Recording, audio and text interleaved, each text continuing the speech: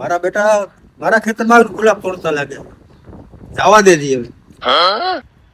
એ માલિક આવ્યો ભાગો તમારો ભાગ કઈ ભાઈ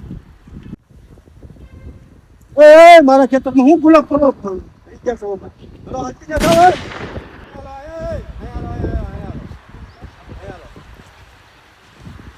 અરે હરો તમે અહીંયા શું આવ્યો એટલે ગુલાબ તોડવા તમારે ગુલાબ ને શું કરવા હે ગુલકંદ બનાવવું છે.